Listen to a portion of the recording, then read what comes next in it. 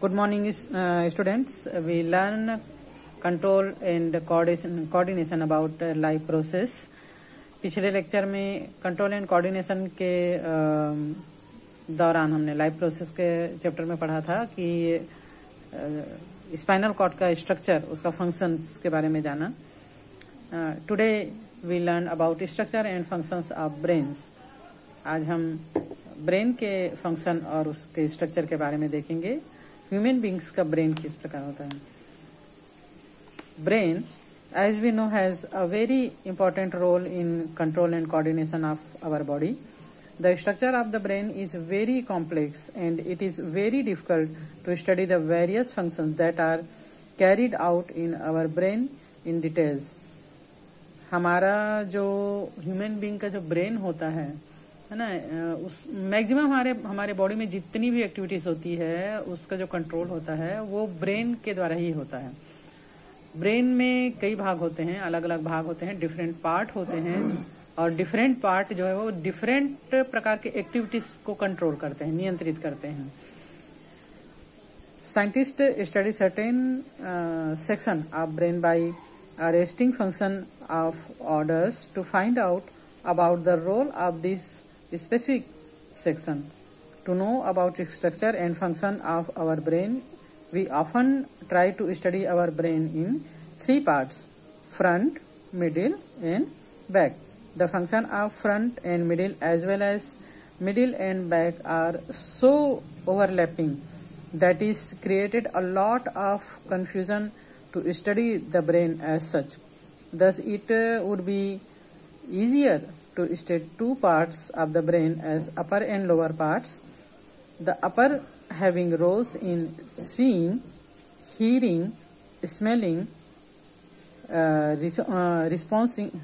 responding, learning, thinking, etc. While the lower part is breathing, swelling, maintenance of temperature, balance, etc. The upper part of our brain is most developed as compared to other animals of our family.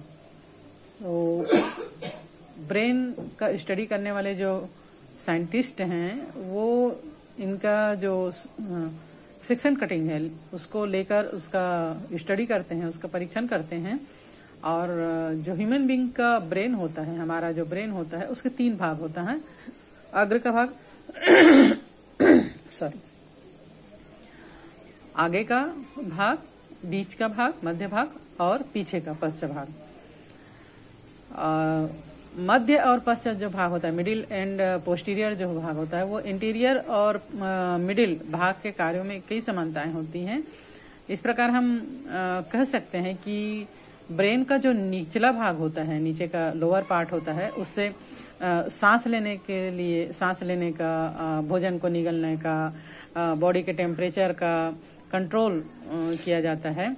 जबकि जो upper part होता है उससे देखना, है ना, सूंघना, सुनना, तर्क करना, स्मरण रखना, कोई भी चीज को याद रखना, इन सब कामों का नियंत्रण होता है. और ये भाग अन्य जो दूसरे जीव है जो मनुष्य के समकक्ष हैं, मैमल्स में आते हैं, उनके तुलना में बहुत अधिक डेवलप होता है मानव का ब्रेन जो होता है वो.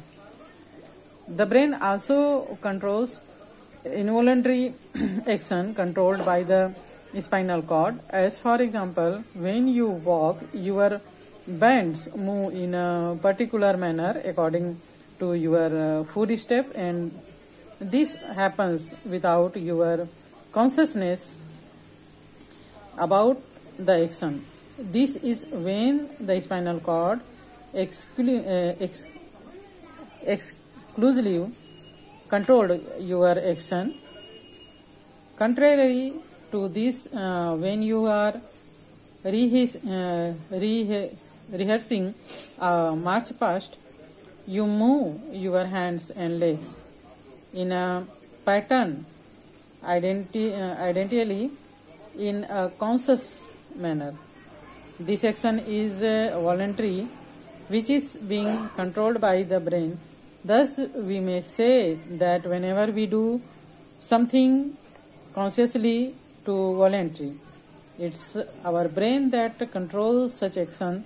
There are certain involuntary action as well that are directly controlled by our brain, like the construction of pupil of our eyes when exposed to bright light. तो जो हमारा ब्रेन होता है वो हमारे स्पाइनल कॉर्ड के द्वारा जो हम बिना सोचे समझे करते हैं, जिसको कि अनैच्छिक क्रियाएं कहते हैं, उस पर भी ये कंट्रोल करता है। जैसे जब आप चलते हैं तो आपके पैरों के साथ साथ अनैच्छिक रूप से आपके हाथ भी चलते हैं, एक क्या कहना चाहिए, लय में चलता है ना। जैसे कि राइट लेग के साथ लेफ्ट हैंड और लेफ्ट लेग के साथ राइट लेग हैंड जो है वो आगे पीछे होते रहता है। इसी प्रकार फॉर एग्जांपल के लिए देखें कि जब मार्च पास्ट सीखते हैं एनसीसी वगैरह में, आप लोगों ने सिपाही वगैरह को देखा होगा जो मार्च पास्ट कर रहे होते हैं, तब जो लेग्स है और हैंड्स है उसकी स्थिति इच्छा के अनुसार होती है। उस समय हम अपने कंट्रोल में इसको आगे पीछे करते हैं, लेकिन जब हम ऐसी स्वयं ही चलते रहते हैं तो ये अपने आप होते रहता है ना। तो जो सोच समझ के काम किया जाता है वो ब्रेन के द्वारा होता है, और जो बिना सोचे समझे ऑटोमेटिक जो काम होते रहता है वो उसका कंट्रोल जो है मैक्सिमम स्पाइनल कॉर्ड के द्वारा, और स्पाइनल कॉर्ड का जो नियंत्रण है वो ब्रेन के द्वारा होता है। कुछ अनैच्छिक क्रियाएं मस्तिष्क के द्वारा संचालित होती है, जो बिना सोचे समझे काम है वो ब्रेन के द्वारा भी होता है। जैसे ही हमारे आंख पर तेज लाइट पड़ता है तो हमारे आंख का जो पिपल है, पुतली है, जो छिद्र वाला भाग है, वो सिकुड़ जाता है ना। Do you know our heart beat is stimulated and controlled by a network of nerves in our heart. It receives signals from the brain for it, but even if the signal stops from our brain, the nerves may still keep the heart working if signaled artificially. अगर हमारा जो heart है उसमें उसमें तंत्रिकाओं का है ना, nerves का एक ऐसा नेटवर्क फैला हुआ है, जाल फैला हुआ है, जिससे हमारा हार्ट बीट जो है वो कंट्रोल होता है और कंट्रोल रूप से चलते रहता है। अगर हमारे ब्रेन से इन नर्व्स में मैसेज मिलना बंद हो जाए तो ये कुछ समय तक हार्ट के कार्य को संचालित कर सकता है, केवल थोड़ी देर के लिए, लेकिन ज्यादा देर के लिए नहीं।